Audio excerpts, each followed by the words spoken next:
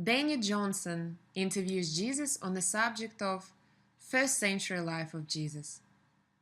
The interview took place in Belo Horizonte, Brazil, on the 6th of August, 2012.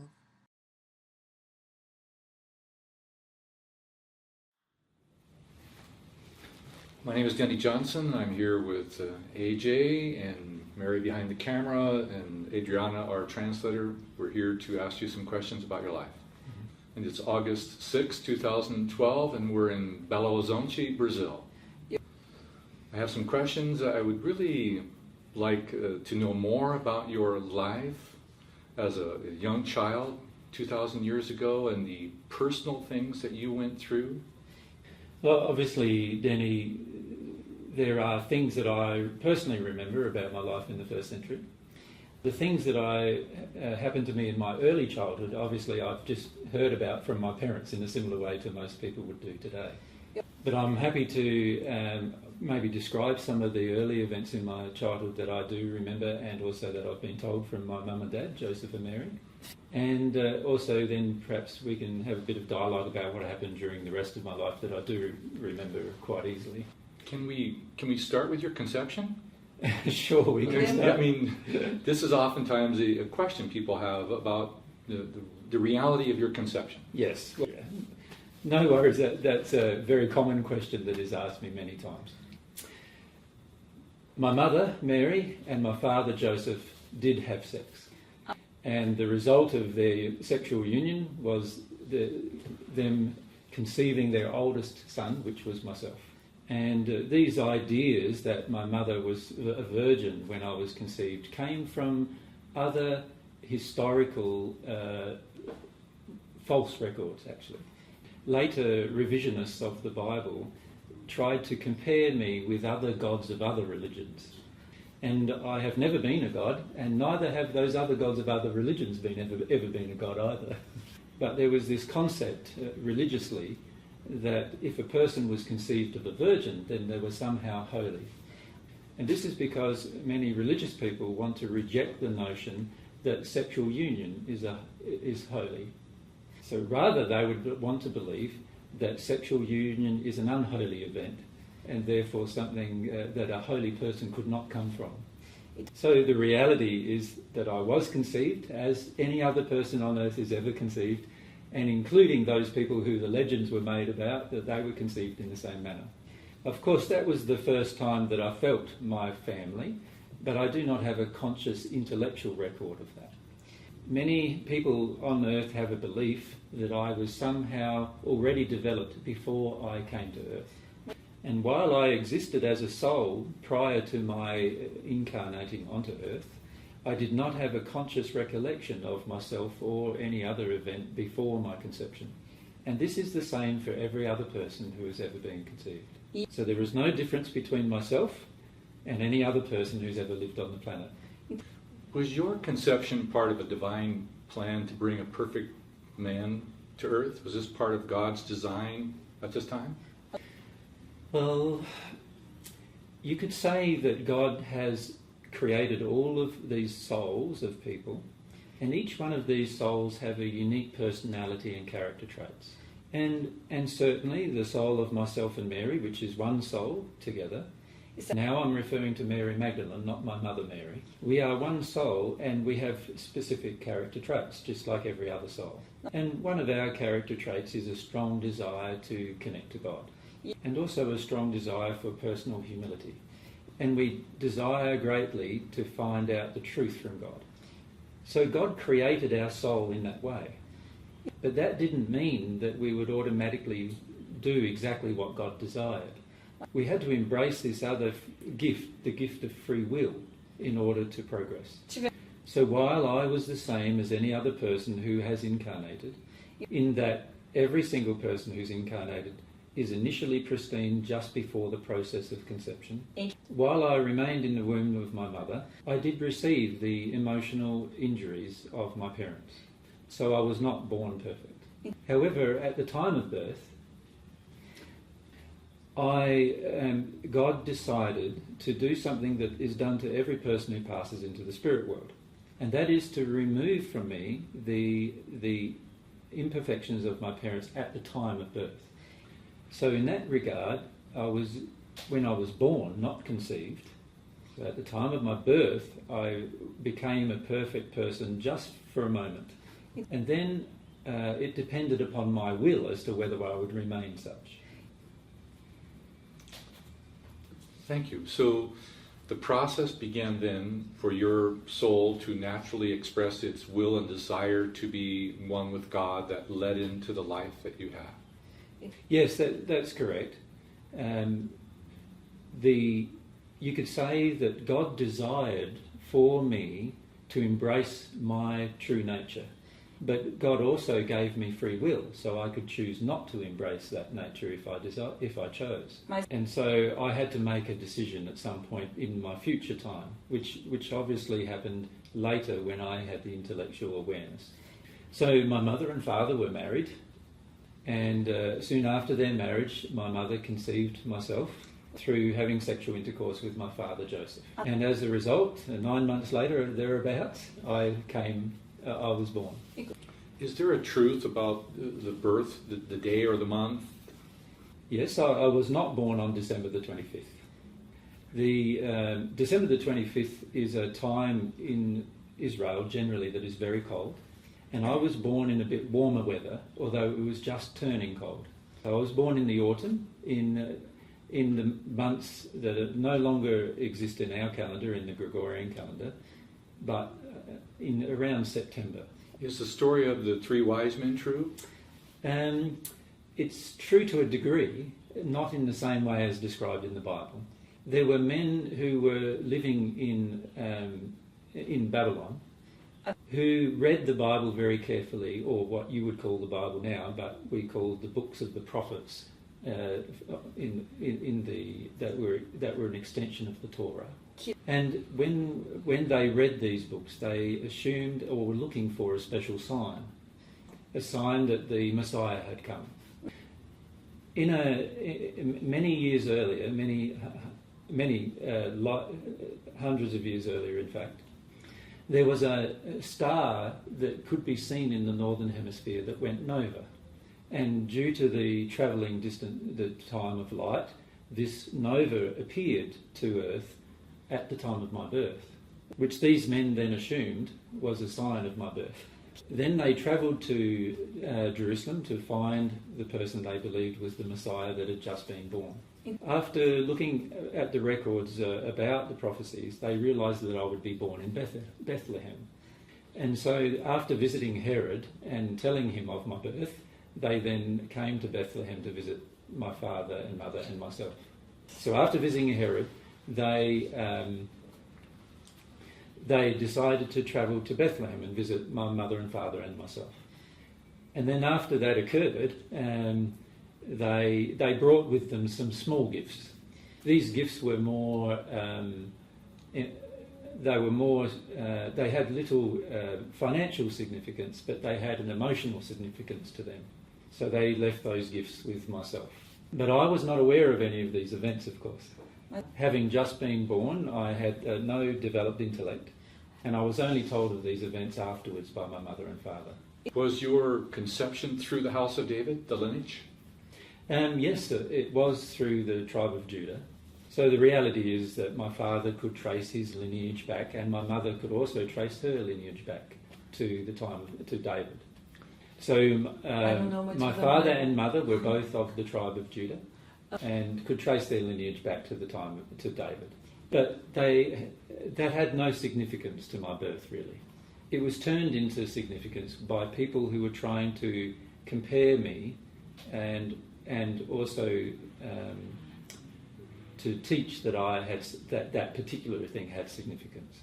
From God's perspective, there is no significance in our lineage, but people have later turned it into something significant. So you are the Messiah prophesied? Well, at the time I did not know that, but my father, because of the visit of these wise men, Yes. of course I, not having any developed intellect, did not know whether I was the Messiah or not. No. And of course I needed to understand what the Messiah was before I could ever answer that question. So at the time of my birth, while my father assumed I was the promised Messiah, I personally did not know I was, and therefore could not say at the time of my birth whether I was or not. And how did your mother feel? Well, my mother thought the events of the visiting wise men, or magi, were strange, but she really did not have a clear idea herself, and in fact had less of a clear idea than my father. She was just happy to have her firstborn son with her, like any new mother. We were born in Bethlehem even though we lived in Nazareth, or my parents lived in Nazareth. And the reason why I was born there was because my parents wished to move from Nazareth down to Bethlehem because of the violence that was occurring in Nazareth at the time. There have been many other people who have assumed that it was due to some kind of registration process. But the reality was that my mother was quite frightened about the violence in Nazareth, and so wanted to move back to where her family was. Is it true that you were born in a barn, manger, cave? Well, it is true that I was born in a manger, what you would classify now as a stable, I suppose. The reason why was primarily because of my father's, I suppose you could call it his arrogance. He visited the family of my mother and decided that he decided that he could not accept their invitation to go in the home because he did not feel that it was polite. Because we arrived late in the day, and so what he decided to do was to ask them to give him a stable to stay in. So that's why I was born in the stable. What age did you begin to demonstrate your unique soul abilities? Well, I never believed I had any unique soul abilities. To my parents, they thought I was the same as any other child, and I never saw myself as any different than any other child. Yeah. However, there were things that I noticed that were different between myself and other boys. One of the things I noticed that was different was my sensitivity to the emotions of other people. Also, I did not seem to have the same lack of self-confidence that other people had. But I only became aware of these things over the first 7 years of my life. I also had a very strong desire to know God. And as events transpired, I had the opportunity to get to know God through what were called the Holy Writings. Shortly after my birth, Herod heard of my birth. And he was very concerned. He was always a murderous man, and he always desired to get rid of anybody who he thought might be the Messiah. And Bethlehem was a very small village with only a few hundred inhabitants at the time. And there were around 20 or so children under the age of 2 years of age. Now, Herod sent a group of men in disguise to Bethlehem in an attempt to get rid of the Messiah that he had heard had been born there. But my father was told by some spirits that he should move from Bethlehem. And because the insistence of these spirits was very strong, my father decided to move to Egypt. So my father and mother hastily put as many of their goods that they could together, and they travelled by land to Egypt. And so as it turned out, I arrived in Egypt in a location where there were many Jews, and as a result there were synagogues present in the location we lived, and there were over 1 million Jews in that location. This meant that I could visit the local synagogue and begin to learn about the prophets and the Torah.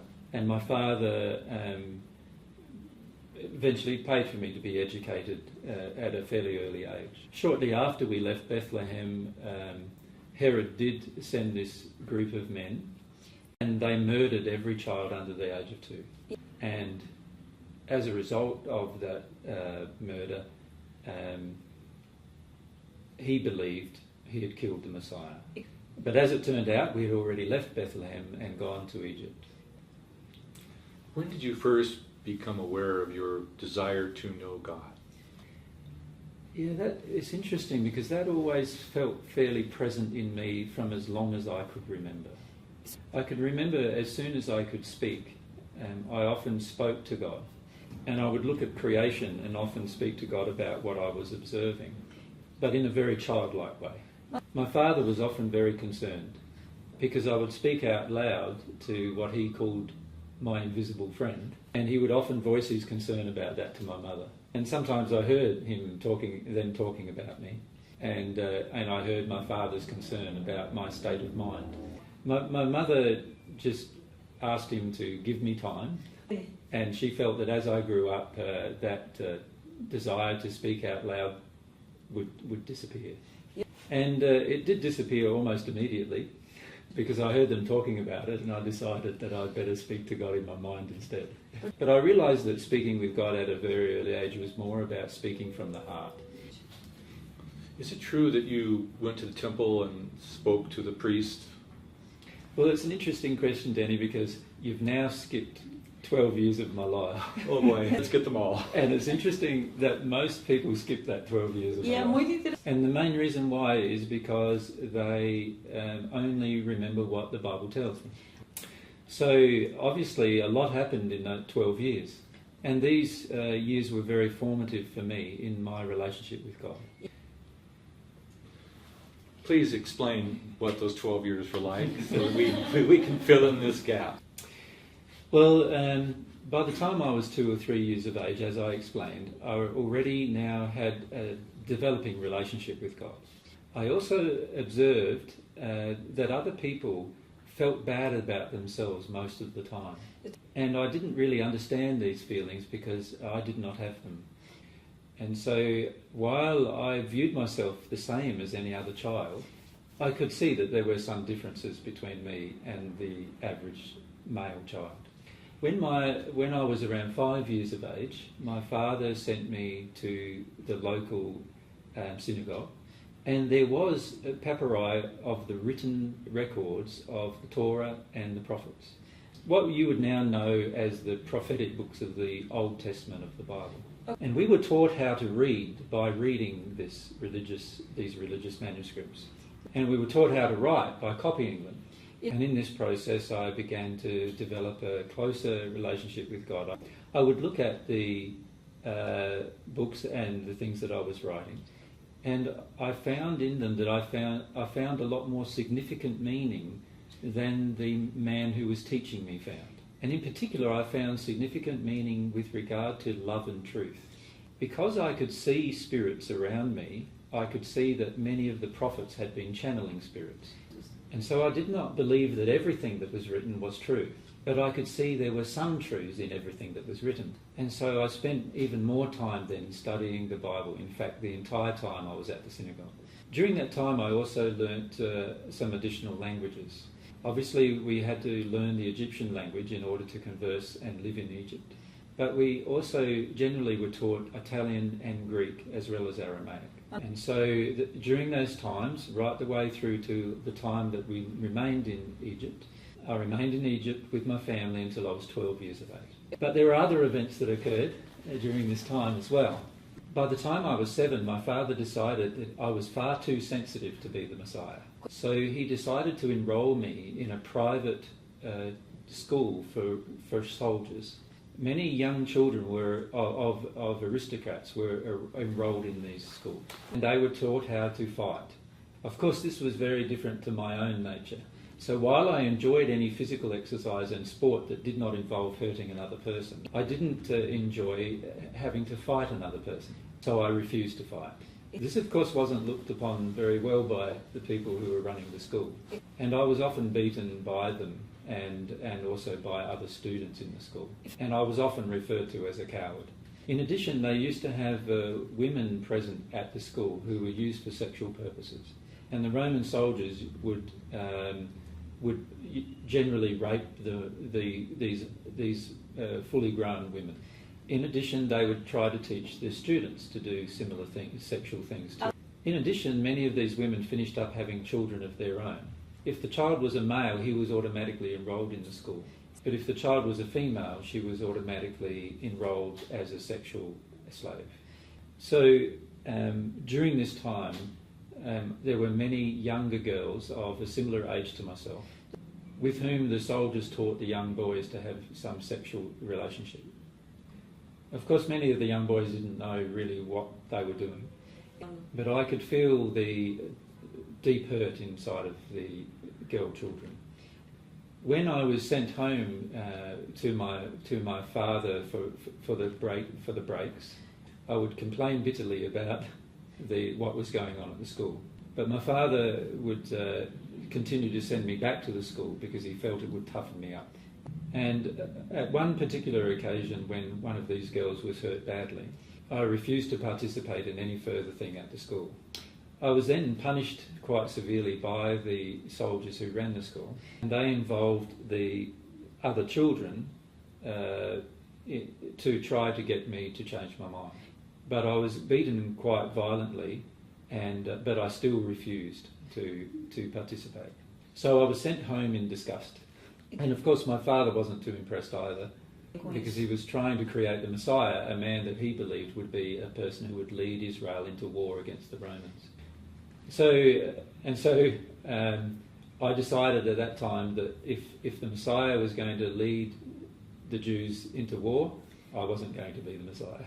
After that, my father returned me back to the original synagogue, which was really good for me because I enjoyed all the reading about God again. And during that time, now my mother had quite a number of children. And I finished up having 5 brothers and 2 sisters by the time I was 12 years of age. And by this stage, my mother was becoming very homesick. And my mother and father would often have arguments about going back home. My father felt that if we went back home, that the Romans, the Herod's soldiers would try to kill me again. But my mother felt that the time had been long enough that had passed for him to forget about that. So they decided that if Herod died, that we would go back home. And so shortly after Herod died, my parents decided to go back home. But this time they decided to travel by boat because they were a very large family. And so we took a boat from Alexandria and sailed around the coast back to Israel. One small question. Did you have direct communication with the spirits of the prophets? Yes, I had, in a number of ways, direct communication, not only from myself, but later through John the Baptist, who was my cousin, direct communication with those spirits. Were you trained as a carpenter? Small thing. My father had a very good business in Alexandria, or near Alexandria, and he already he'd been working as what you would now call a builder. So he worked with stone as well as with wood, and any other materials that were involved in the building.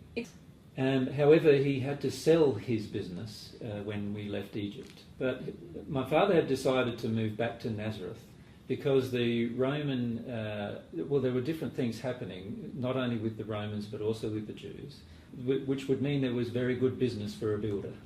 And by this stage I had learnt a bit of that to work with my father. But after we returned to Nazareth, I worked full-time with my father. And my father desired that I would take over the business, as any good firstborn Jewish boy would do. And what age did you return to Nazareth? So I was 12 years of age when we returned to Nazareth. And the very first year back, my father decided he wanted to take me to Jerusalem. I had never seen the temple, and also it was customary for a Jewish boy in his 13th year to go through the bar mitzvah, what is now known as the bar mitzvah. And so, being customary, he decided to take me down to Jerusalem. We arrived in time for the festival of the Passover. The Passover was about the slaughter of a lamb, for the offering of a lamb for the sin of the family. And this sacrifice was linked to the time of Egypt, when they had to put blood on their doorposts to stop God's angel from killing the firstborn son in every household. And this, of course, was a legend, because it hadn't actually, God's angel never killed the firstborn.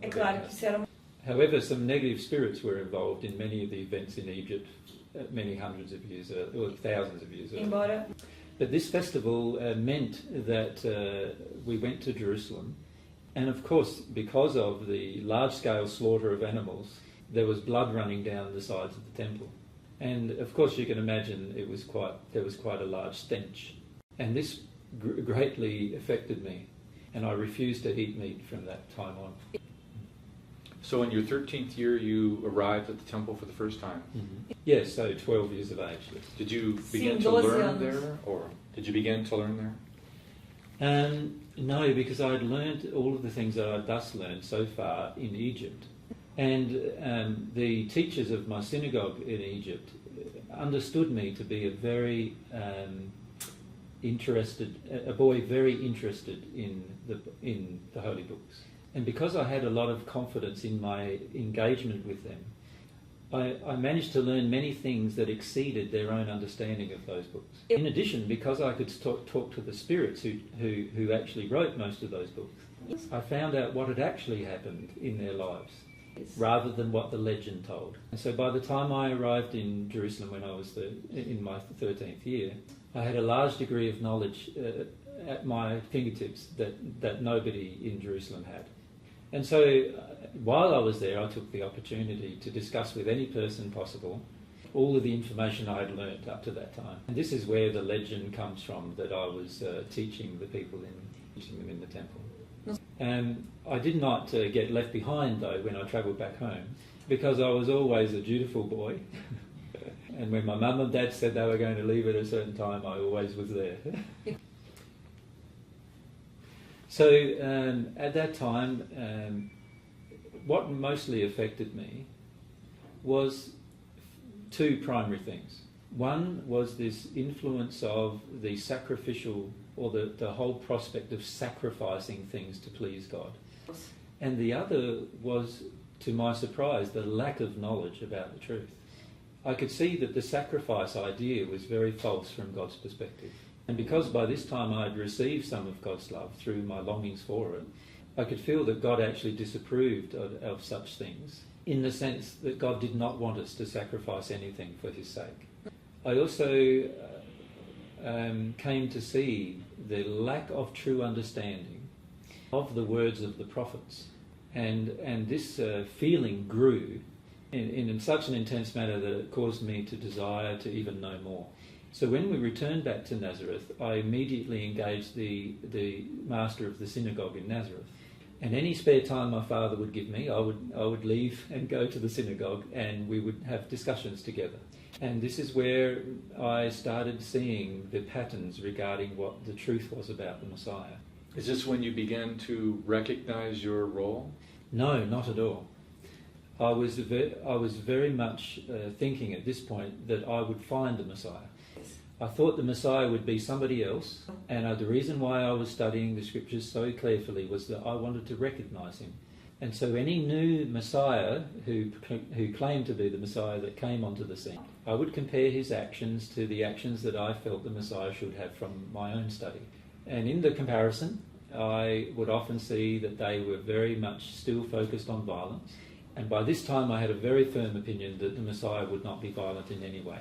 So I would discard that person who claimed to be Messiah, and then I would look again for another person who showed the same pacifist reactions as I could see the Messiah would do from my own study. I came to see that the Messiah would understand love the most. He would have a passion for the truth. He would be very humble in his relationship with God. He would be able to speak with spirits, and he would understand the workings between the spirit world and the physical world. He would understand that there was no such thing as death, and he would be able to see when a person died, their physical body, their spirit and their soul leave their physical body. He would also be able to see the relationship between disease and emotion, or it might be more careful to say, or specific to say, the relationship of disease and the suppression of emotion. And so these were you could say, my list of requirements for the Messiah. And while my father still claimed that I was the Messiah, he was very upset with my general understanding of the Messiah. And we began to have arguments about what the Messiah would be like. Of course, my father would not shift from his opinion, and I felt I could not shift from my own. And this caused my father a lot of distress. He would often voice to his friends that I was the Messiah, which would anger his friends greatly. And his friends' children would then take out their frustrations on myself. So there were a number of times when I was beaten by other children in the village because I refused to fight back. And so my father and I began to have this relationship where we worked together, But it was quite tense between us emotionally because we had very different opinions. My father felt the need to force his opinion upon me, and he saw these regular beatings from the children in the town as punishment for my lack of honour of him. How did your father become so passionately convinced that you were the Messiah? And mostly because of the events that happened after my birth. The visiting of the Magi, the astrologers, but also of the angel telling him that he had to go to Egypt. He heard later that the children of Bethlehem were murdered, and this solidified his idea that I must have been the Messiah.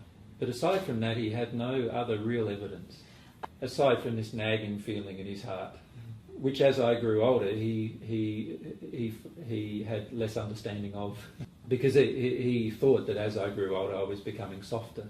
So he expected me to be a very confident, and I was very confident, but he expected me to be confident in a forthright and forceful manner, in a way to lead men. And he expected me to resort to violence when men around me did not respond. And of course I refused to do that. So by the time I was 17, my father and I had quite a tense relationship. By this stage, there were the daughters of families in the town who were showing interest in marriage with me. It was normal for most men at that age, or even an earlier age, to be betrothed to a person from another family. And it was very normal for the families to make the arrangement and choose your wife or husband. And so my father had begun to enter into these kind of negotiations with other families in the region. And in particular, there was one family who had quite a number of sons and just a couple of daughters, one of the daughters of whom showed an interest in me. And so my father had made some negotiations that I should marry that particular woman. Of course, I did not agree to this, and I refused to marry her. She, though, wanted to marry me. And so this went on for a number of years. I was still working with my father, and I was still doing a lot of things, and even teaching my other brothers how to do the building work. But anything my father wanted me to do, he was often unsuccessful in manipulating me into doing, unless, of course, I felt it was loving to do it. And so my father would often make negotiations without me present, making promises to other people that he personally could not keep. This, of course, caused further aggravation between the two of us. Not on my part, because I just refused to act. But my father became very frustrated and felt I had a deep lack of honour for him. In addition, my father, by this stage, was a Pharisee. And the reason why he became a Pharisee was that he wanted to play a part in the direction of the Jewish faith. By this stage, he had bought a property, a house in Jerusalem. So every time we would go back and forward to Jerusalem for the different celebrations that occurred in the temple. Because my cousin, John the Baptist, lived near Jerusalem, I would often get to spend long periods of time with him. And myself and John became very close friends. John was 6 months older than me, but he also had the same ability as myself to talk to spirit. And so we often had very many interesting times talking to lots of different spirits every time that we returned to Jerusalem. And as a result of that, we would often come to many conclusions about what the truth would be. And I discovered the difference between the spirits we would speak to and my own opinion about God and how God had created the universe. And I realised that many of these spirits had not entered a personal relationship with God. During these discussions, I often encouraged them to enter this relationship, and some of them began to do so. Ones like Moses and Elijah. And these particular spirits began to progress by having this personal relationship with God in the spirit world. So by this stage, I still was not aware I was the Messiah, and I still was looking for the Messiah, but I had not yet found him. Did you feel it could have been John? No, I didn't feel it could be John. The reason why is because John knew less than I did about God. And he also had some very strange understandings to me about love, which he actually did die with. Yes. And on some of the principles about love, he never changed his mind until after he passed into the spirit world. So I knew that the Messiah was not John, but I did not know who it would be. There were many men who came along who claimed to be the Messiah, but these men were often very violent. And as a result, many of them were crucified. Not only them, but also all of their followers. In one case, when I was young, I was only around 15 years of age, there were crucifixions that were thousands around Nazareth, all lining the roads because of the violence of one of these men. And I realised by then I had a very firm opinion about violence. When did you begin your mission? Is there a, not your mission, but when did you begin to have the first realizations that you were the Messiah? Well, by this stage I had received a lot of God's love, and I had a very good concept of what God's truth was.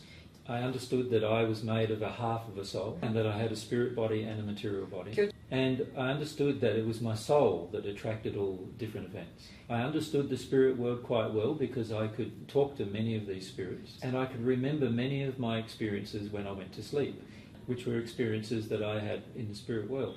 And so I managed to, because I could remember all of these things, I had a very firm opinion of the truth about the spirit world and the earth life. And I also had a large degree of personal love by this time for other people.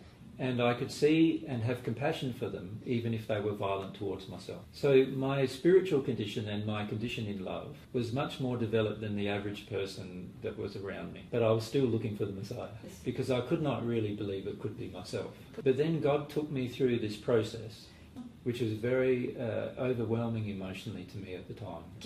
And that process caused me to have to consider that I was the Messiah. And this was a very emotional time for me. What age was this? I was 19 years of age. Can you share how did you feel? I mean, what was the feeling that brought you here? Well, it's still a very emotional process for me, as you can see. And I still find it quite difficult to understand sometimes that that I am the Messiah.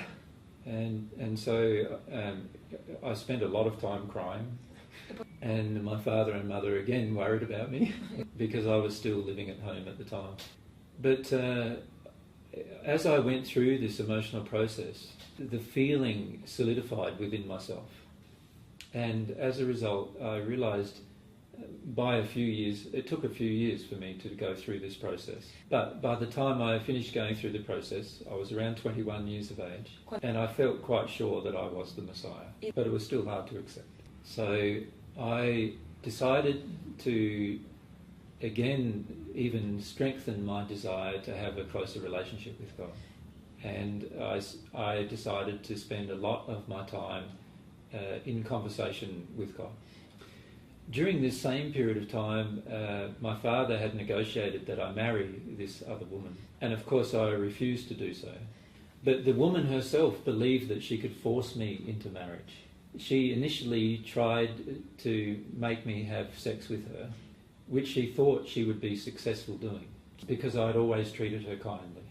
But I refused to engage sexually with her, because I had a belief by this stage that I only had my sexual desire for my soulmate. As a result, she went back to her family and claimed that she had been raped. And as a result of that claim, her father and her brothers found me in walking the streets of Nazareth, and they grabbed me and took me to the centre square of Nazareth with the intention of torturing me to death. During that time I had many bones broken, both of my legs, my hip.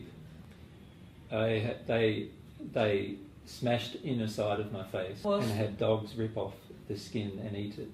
They speared me to the ground with hot spears so that I would bleed slowly. They then kicked me many times in the genitals. And they also speared me to the ground in my shoulder. The girl who claimed that I had raped her heard of these events occurring as they were occurring in the middle of the town square. They were still intending to kill me. And they pulled the spears out through my body and dragged me around behind the horse on the ground, naked. And this was the time that she came up and she told her father that I had not raped her. So her brothers and her father were still angry because I had refused to marry her, and they viewed that as my condemnation of their family. So they continued to drag me with the horse and pulled me off of the horse when they had reached my father's home. I was tied to the horse by a rope and being dragged on my back. Well, by the time I arrived home, of course I could not walk, and my physical body was very badly damaged. It took almost 3 months before I could even stand up again. During that time, the woman who accused me of rape, I found her one morning hanging in front of me. She had hung herself on the rafter of the roof because she was sorry for her actions. Of course, I was still very, very ill, but I could feel my spirit friends helping me recover. And because of my very good condition by this stage, I could feel myself mending quite rapidly. And what would normally have left me lame for life, I knew that I could fully recover from it. By this stage, it was evident my father was very, very angry with me. So as soon as I could walk, I left home. I lived in a cave for a number of years, for 5 years, while I focused on my relationship with God and my desire to recover myself physically. During that time, no one from my family saw me aside from my mother, and also my friend who was in the synagogue. He would bring me food when I could not fend for myself. But as I became stronger, I could fend for myself, and I did not need that. So by this stage, I was just over 25 years of age. And I decided to live in a nearby city called Capernaum, which was on the edge of the Sea of Galilee. I asked you, you describe a life of personal suffering all the way back to being a child in your relationship to your father, the school. Mm-hmm. It seems like such a personal part of your spiritual evolution. I did not see it as a part of my spiritual evolution.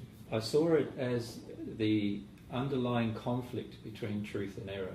I realised that if I was going to live with integrity in my relationship with God, and if I was going to understand love as God understood it to be, then I would finish up confronting all of the people around me on earth. And so I just lived my life in a manner as with as much integrity as I could. And I was focused on releasing as much of my emotion, which was a result of people harming me. So I began to focus my life on the attitude of forgiveness. And I realised that forgiveness was a very important part of spiritual development. And that if I was going to be able to allow God to work through me, then I would need to have God's attitude about forgiveness. By this stage, I realised that what God was trying to do was to create a person on earth who had the ability to channel God.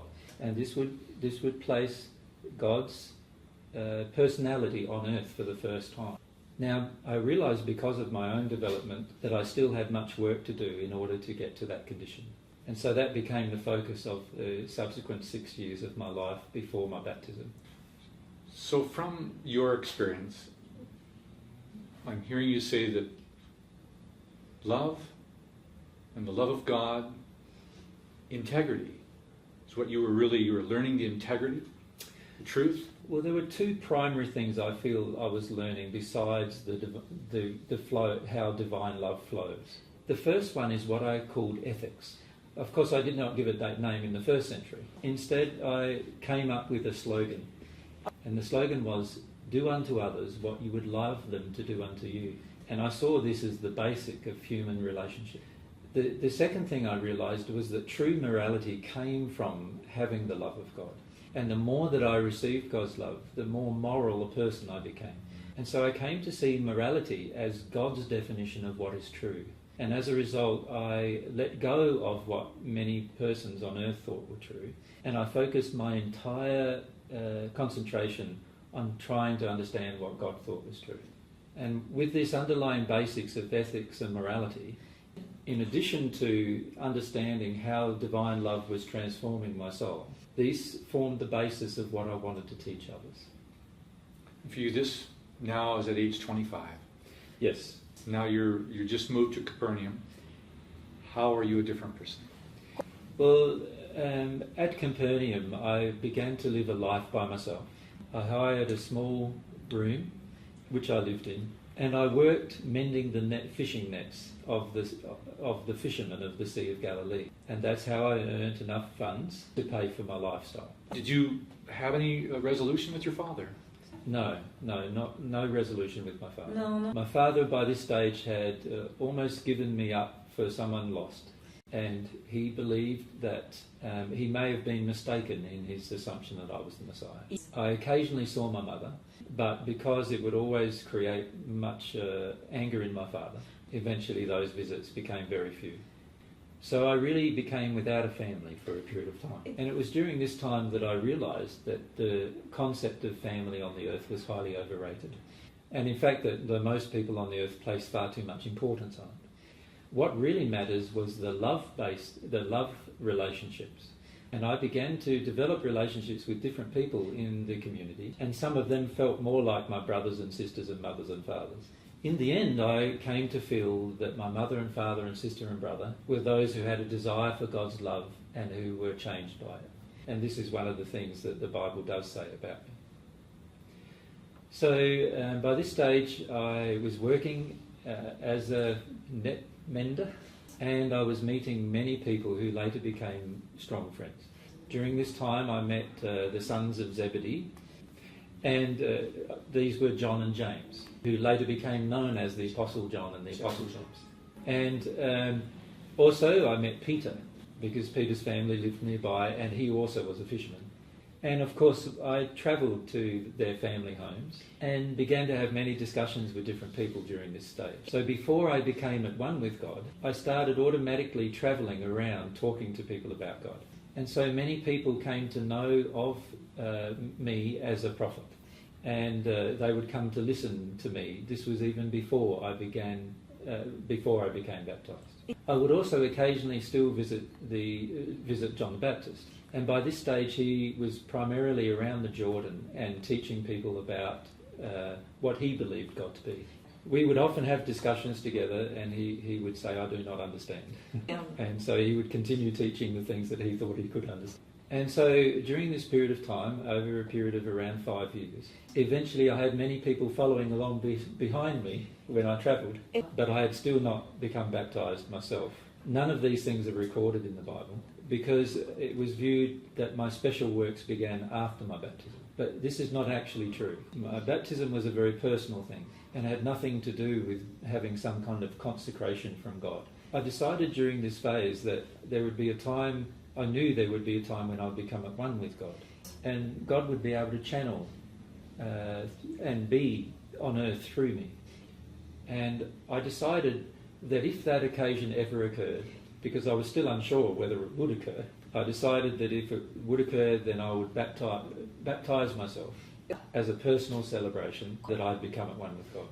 So I continued to travel around the countryside to the homes of people who would want me to come, and I would talk to them about spiritual matters that I had learned. And then when I became tired, I would return home to Capernaum and have a rest. And then once I was rested, I would do the same again. And during this time, there were many men and women who eventually followed the divine truth. And many of them also followed me when I travelled, because while I was travelling, I often had many discussions, and they would be able to learn more new truth. And so they felt an attraction to follow along. So what age were you now at this point? This was the age between 25 and 31. Was there a moment, well obviously there was, when you experienced the oneness with God? Yes. Can you describe the feeling of that moment?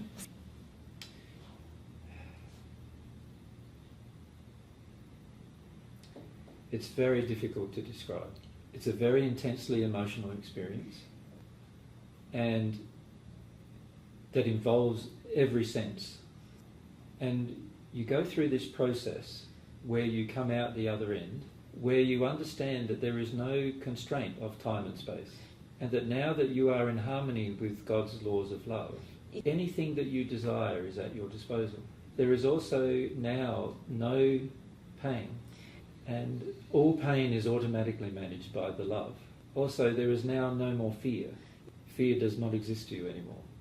In addition, you're able to feel what God feels on any matter that you think about. So you automatically know the truth about every matter. In addition, you could feel everything within a person, their entire life experience in a moment. You know what happened when they were conceived, right the way through the time that you see them, to the present. And you can even see in them what decisions they may make in the future. You can pick up anything and immediately understand it within a short period of time. There was no longer any resistance to learning. There was also no longer any resistance to the flow of love, nor to the flow of other emotions. You could feel every emotion in every person, the ones that they had that they were feeling and the ones they had that they were denying. And you could automatically say to them exactly what they needed to confront the ones they were denying. You could find out their desires and their passions just by being in their presence. And therefore you're able to understand every person without having to spend very little time with them. Every person became a friend, even your enemies became. There is much more to it than that. Tem muito Sure. mais. But that gives you some conception of what it feels like. What age were you then? Que idade você tinha na época? That happened when I was in my 31st year. And now your mission began? My mission had already begun. Yes. To me, my mission began once I recognised who I was. So when I was in my 19th year, I recognised who I was. And once that feeling solidified within me, I decided how I was going to live the rest of my life. And the time from 21 years of age to my 31st year was just a time where I was attempting to become that person that I knew I could become. And during this time I'd already begun teaching, but I just could not teach powerfully because God could not always be with me while I was teaching. I realised during that period that once God could always be with me, that all of the teaching would become much more powerful. And as a result, through the law of attraction, many more people would be attracted to the truth. So I had embraced this process for many years before. And so while the Bible says that I began my ministry when I was in my 30th year, the reality was that I began my ministry many years before then. Because I did not wait to tell the truth that I knew. I decided that even if I had not yet completed the process of becoming at one with God, that it was important for me to embrace this teaching process, because that was my passion. So by the time I was 31 years of age and I'd become at one with God, I was just aware that there was going to be an acceleration of attractions. I was also very aware that I would soon meet my soulmate, and this was very, very important. In addition, I had a strong feeling that I was going to die in a very short time, because I could see that once a person became at one with God, that they would confront every unloving behaviour in every person they ever met. And already in my past history, I had had many confrontations of other people's unloving emotions, which had resulted in torturous and painful events. And by this stage I understood that by becoming at one with God, I would eventually attract the anger of the nation because of the condition that I was in comparison to the nation. So by that stage I knew that I would die. And I also knew that partly the reason why I was doing what I was doing was to create the kingdom of God in heaven, not on the earth. Because the kingdom of the heaven was ready for the kingdom of God to be created, and the earth was not yet ready. Explain that again. You were ready to create the kingdom of heaven in heaven because the earth was not yet ready. I understood that from God's perspective, God wanted all of humanity to enter this personal relationship with God. But I also understood that there were people in the spirit world who were more ready for that, to embrace that particular life than there were people on earth. So I understood that I was preparing dimensional existences in the spirit world as locations for those people to live. And those locations are called the celestial kingdom. I realised that people on earth would struggle to accept these truths. And while by this stage I had many thousands of people who listened to me, because most of them had not received God's love, they were very fickle in their acceptance of me. I realised that if they were threatened by the authorities, they would just as quickly reject me as they had accepted me. But in the spirit world, in the celestial kingdom, I was the only person. At the time of my baptism, no other person existed in the eighth dimension of the spirit world. But by this stage I was talking to many spirits in the spirit world, who wanted to enter the eighth dimension of the que spirit queriam world, espiritual. and who wanted to have this personal relationship with God. And my audiences in the spirit world were much greater than my audiences in the physical world. And so I understood that what was really being created at this point in time was the kingdom of God in the heavens. And it would take time for the kingdom of God to come to earth. So during the day you were teaching on earth, but at night you were teaching in the celestial kingdom? Yes, I was doing it simultaneously. I realised that many of these spirits were gathered when I was teaching people on earth. And in fact, much of my presentation to the people on earth was really to the people in the spirit world who were listening. And there were many people in the spirit world who had obtained a certain condition where they could very simply have a longing for God's love and change rapidly. And so what that allowed me to do was to teach them the divine truth. And therefore, even if there was no effect on earth, there was always a positive effect in the spirit world. Bom, I did not see the difference between people on earth and in the spirit world. To me, they looked the same, they felt the same, Pra and mim, they eles- were the same. eles How soon along this journey did you meet your soulmate? Around 6 months after my baptism, I met my soulmate. And maybe it's another discussion going through all of those kind of questions about meeting her and so forth from her perspective and mine. And there's just something that I would like to correct from our discussion earlier, and that is that I think it is my father's family who actually lived in Bethlehem, and it was my mother's family who lived in Nazareth. And the reason why we returned from Egypt to Nazareth is because my mother wanted to go home. And the reason why we went from Nazareth to Bethlehem at the time of my birth is because my mother felt unsafe at home. And so they decided to stay with my father's relatives who lived in Jerusalem and Bethlehem. And the reason why my father was later a Pharisee on the Sanhedrin, the reason why he became a member of the Sanhedrin was because he was able to, because of his association with relatives in Jerusalem. So that just gives you a bit of background. What was the function of a Pharisee? Well, there were supposedly many functions of the Pharisee. In many ways, they were self-appointed religious leaders religiosos. who would lead the Jews in the religion, the Jewish faith. So they had a responsibility, they thought, to teach the Torah and to ensure that the Torah was followed by the people. They believed that if the Torah was followed by the two people, God would bless them. And they believed that if different people did not follow the Torah, then the people collectively would not be blessed. So there was a huge amount of society pressure to maintain the teachings that were currently presented. Of course, my development threatened my father's position as a Pharisee, and he also saw this as a significant problem with regard to my lack of honour of him. And my father actually finished up being in the council that condemned me to death. But my father was not involved in the vote. He refused to vote for my death. Wow.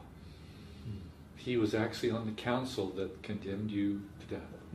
But he voted against my death. Thank you.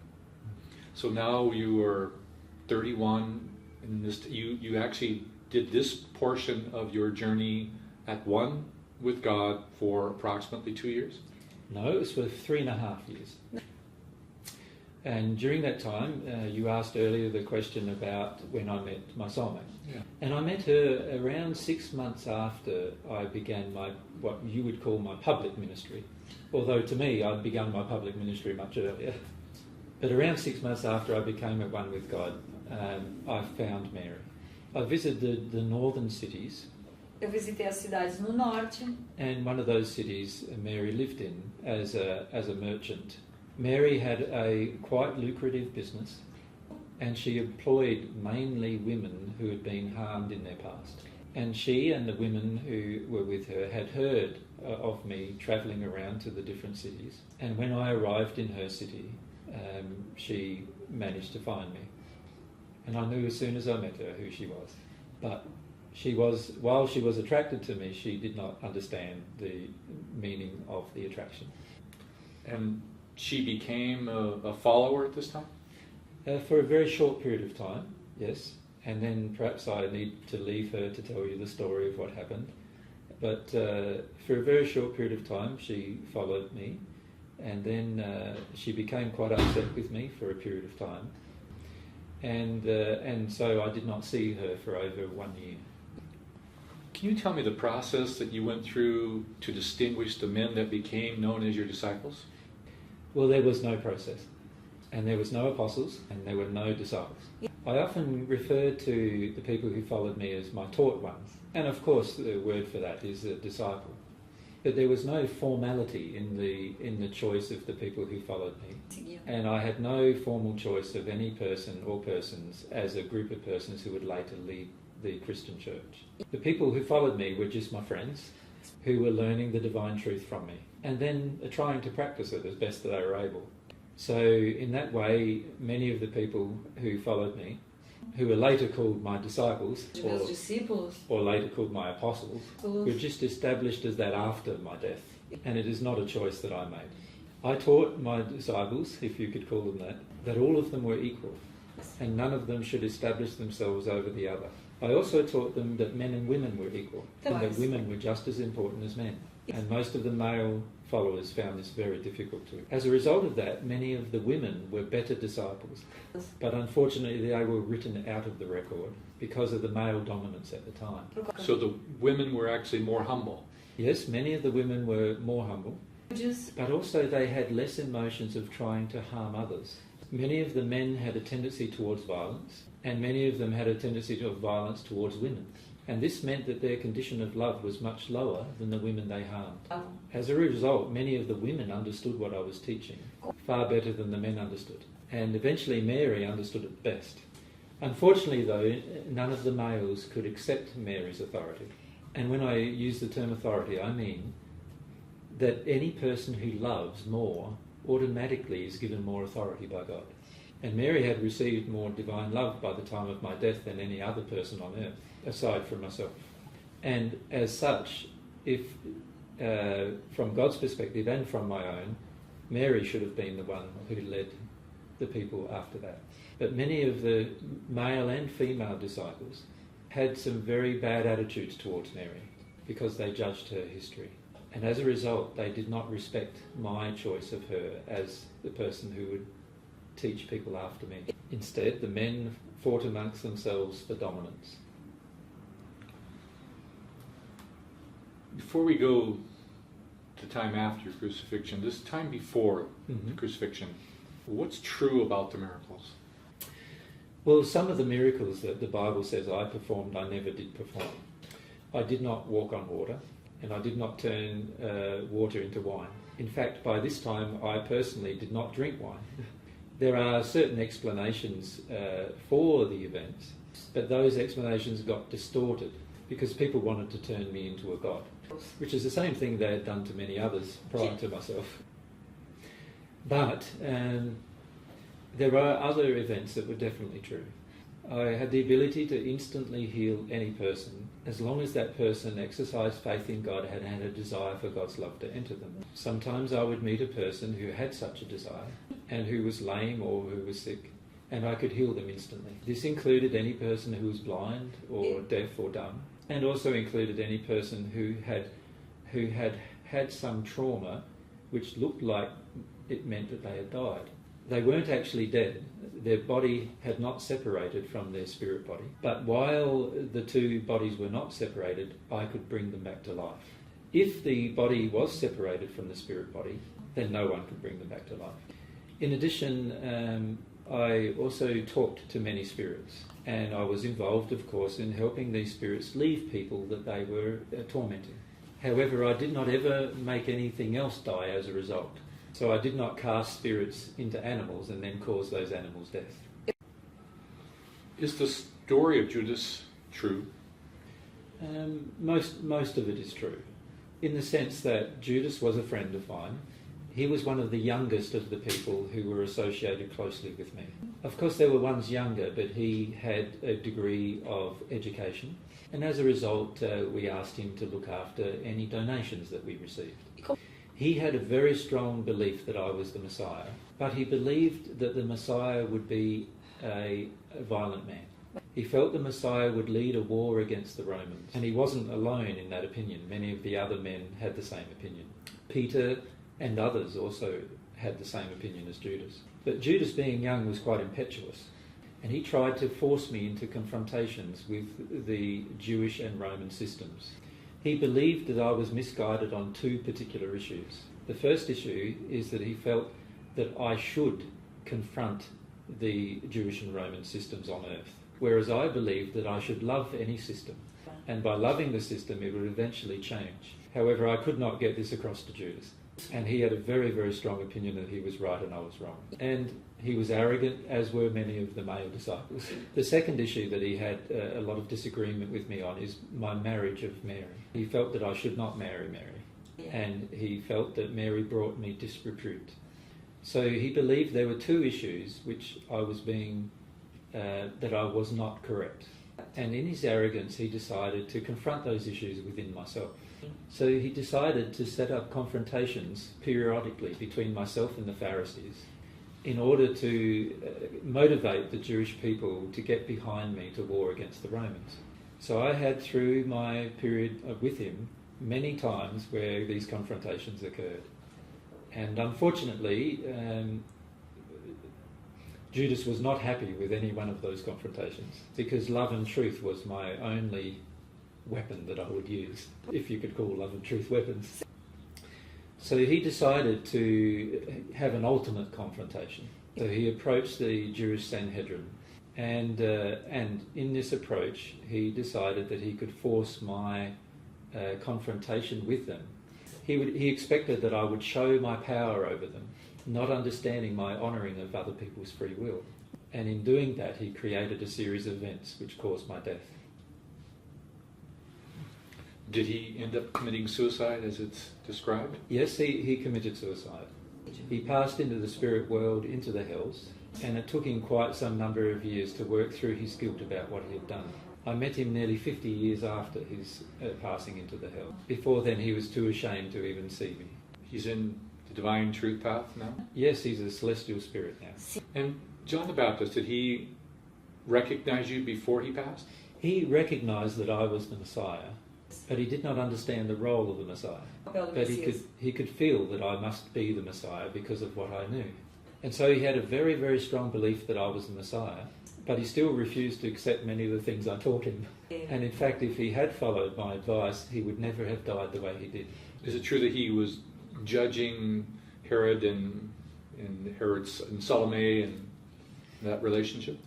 Yes, exactly that. Is that what caused his death? That is exactly what caused his death. His lack of love towards other people and his desire to judge came from his underlying emotional attachment to the Judaistic faith. And in particular, he was addicted to the law of the Torah. He had some very strong Jewish spirits with him who influenced him whenever I was attempting to talk to him about the truth of the matter. These spirits were historically priests of the Jewish priesthood, and they had a very strong feeling that what was contained in the Torah was correct. Yeah. And whenever I confronted that within John, these spirits would influence him to not listen. And John's own addiction to the Torah itself was often caused by these spirits who surrounded him. And he was very open to this spirit influence because, like me, he was a vegetarian and also had a lot of understanding of spirit influences. And so these spirits could easily influence him to not listen. He actually baptized you? Yes, he did.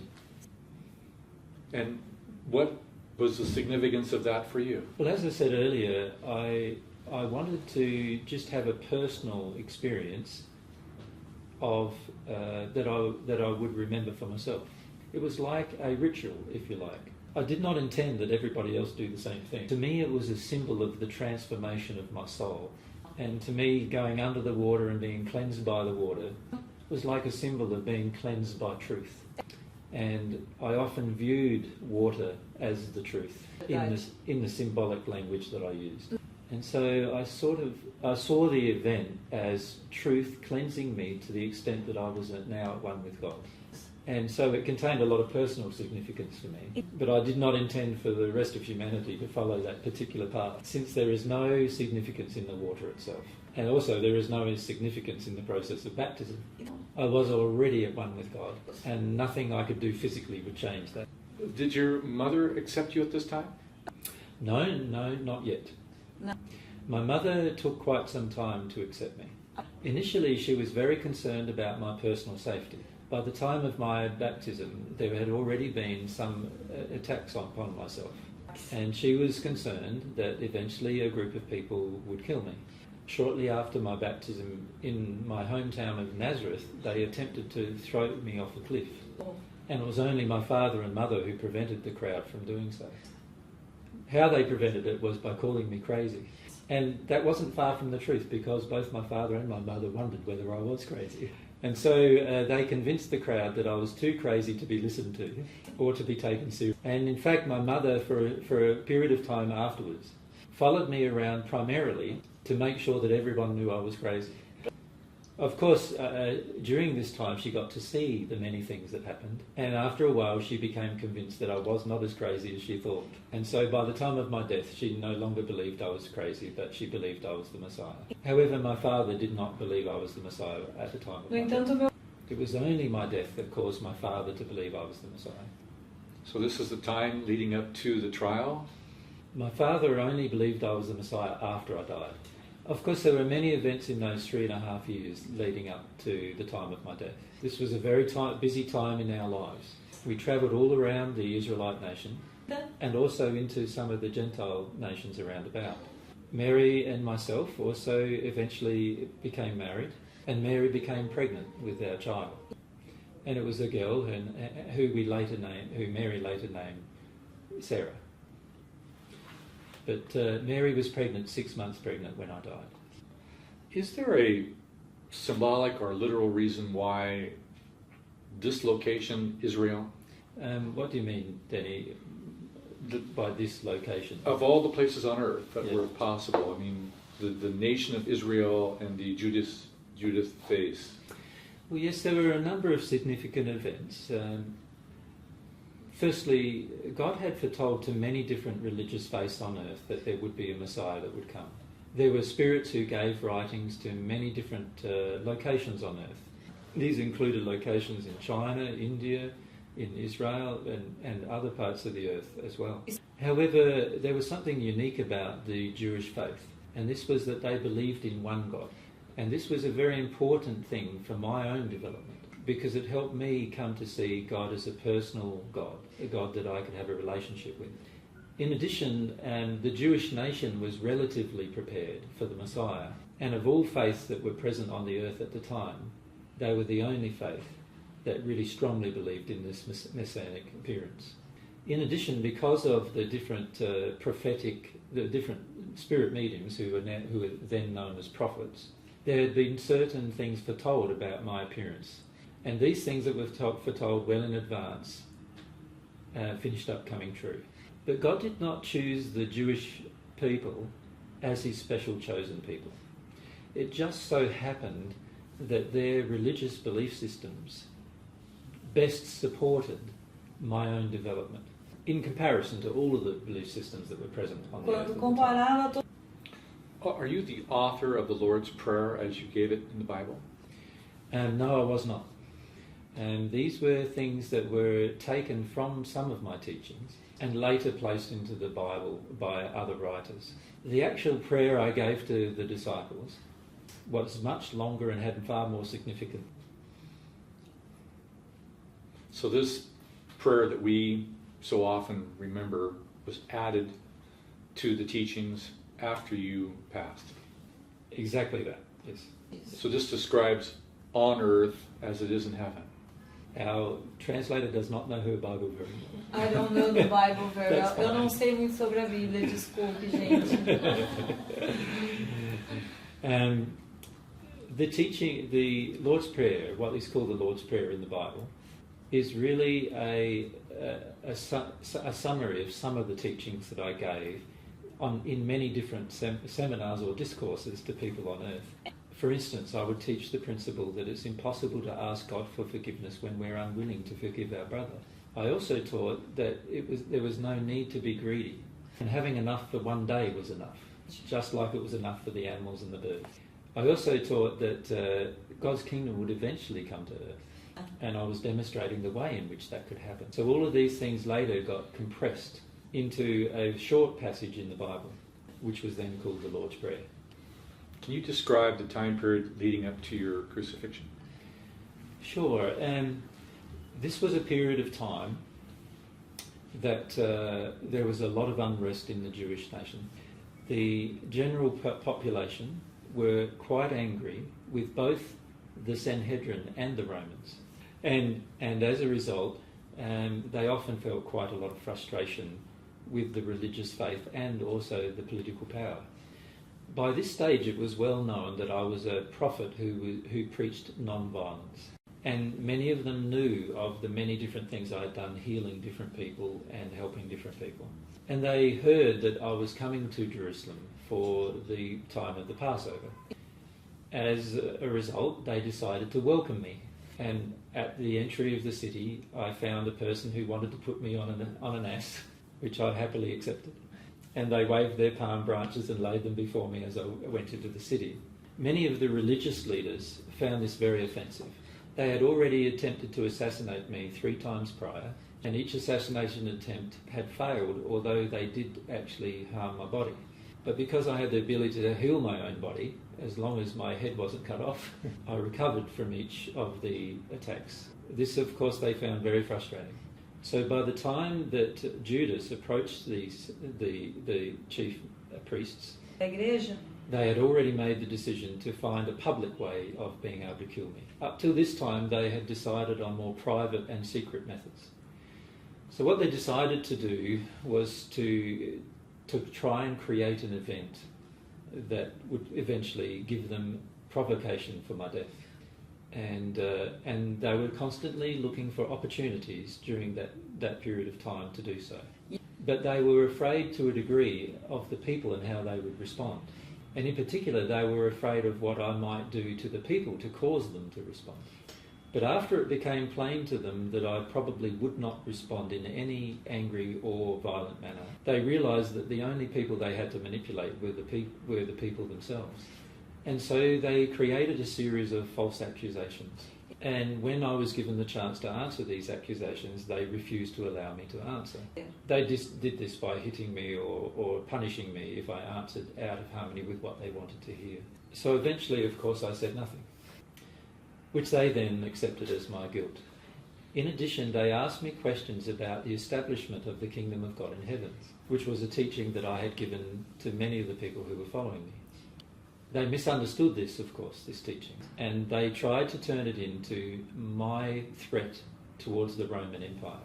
So once they had a way to manipulate the people religiously and politically, they just decided on a time where they could do that. They wanted the Passover celebration to be over, but as it turned out, it was the very last day of the celebration on which I died. So those were the general feelings leading up to the events.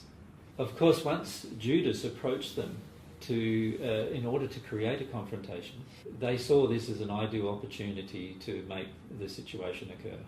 And because they were afraid of the people's response, they chose to do most of the operation at night, when most people were asleep and unable to see what was happening. In addition, I had a lot of friends who were on the Sanhedrin, and these friends would normally have voted for my deliverance, but they could establish a council at night and only vote for the people and only ask the people to come who they thought were against me.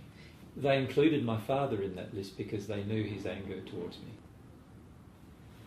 And is this the time they turned you over to Pontius Pilate? Well, under the law, which was a Roman law at the time,